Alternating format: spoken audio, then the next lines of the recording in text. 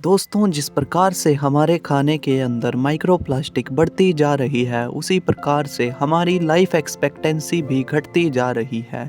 Europe के data के हिसाब से यूरोप के अंदर एक औसतन पुरुष और महिला की जो आयु होती है वो होती है 80 से लेकर 85 वर्ष तक की, और इंडिया के अंदर एक औसतन पुरुष और महिला की जो लाइफ एक्सपेक्टेंसी होती है वो होती है 65 से लेकर 70 वर्ष तक की। सुनने में तो ये डिफरेंस कोई ज़्यादा बड़ा नज़र नहीं आता है, पर अगर हम बात करें तो ये डिफरेंस हर रोज़ हर दिन बढ़ता ही जा रहा है। दोस्तों, जब हम कोई प्लास्टिक के कंटेनर के अंदर कोई चीज़ खाते हैं तो उससे हमारे शरीर के अंदर प्लास्टिक के छोटे छोटे कण चले जाते हैं, जिन्हें हम माइक्रो प्लास्टिक कहते हैं। ये माइक्रो प्लास्टिक बॉडी के जिस भी ऑर्गन के अंदर जाते हैं वहाँ पर बेहद ही बुरे परिणाम हमें दिखाते हैं।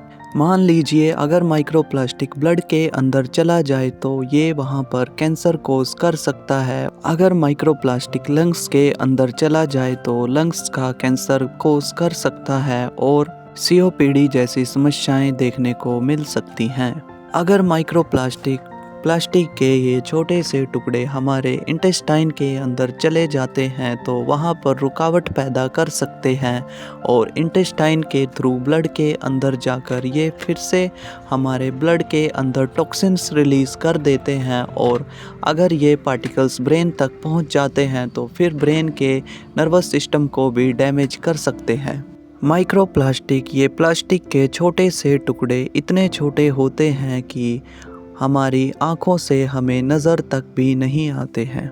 चलिए जानते हैं कि ये प्लास्टिक के टुकड़े हमारे खाने में कहाँ से आते हैं। जब भी हम मार्केट से कोई पैक फूड खरीदते हैं या फिर पानी की बोतल खरीदते हैं तो उसके अंदर जो भी खाना होता है उसके अंदर ये माइक्रो प्लास्टिक के टुकड़े ऑलरेडी एब्जॉर्ब हो चुके होते हैं। अब हम जानेंगे कि हमारे खाने के अंदर इतनी ज़्यादा माइक्रो प्लास्टिक कहाँ से आ रही है। आखिर क्या कारण है जिसकी वजह से इतनी सारी माइक्रो प्लास्टिक हमारे खाने तक पहुँच रही है। इसका सबसे पहला कारण है रिसाइकलिंग सुविधा का ना होना। इंडिया में प्लास्टिक की रिसाइकलिंग के लिए कोई खास कदम नहीं उठाए गए हैं। प्लास्टिक या तो पानी पर तैरती हुई दिखती है या फिर इधर उधर पड़ी हुई नज़र आती है। यही कारण है कि हमारे खाने तक हमें इतनी ज़्यादा माइक्रो प्लास्टिक देखने को मिलती है। दूसरा जो इसका कारण है वो है प्लास्टिक का बेहद ज़्यादा यूज़ होना।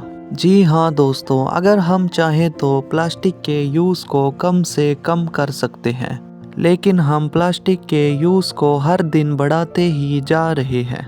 क्योंकि यह इजी टू कैरी और लाइट वेट होता है तो हम अपने खाने की चीज़ों में प्लास्टिक का इस्तेमाल हर दिन बढ़ाते ही जा रहे हैं। यही कारण है इंडिया में लगातार प्लास्टिक के बढ़ते यूज़ के कारण माइक्रो प्लास्टिक हमारे खाने तक पहुंच रही है और इसके परिणाम हमें देखने को मिल रहे हैं।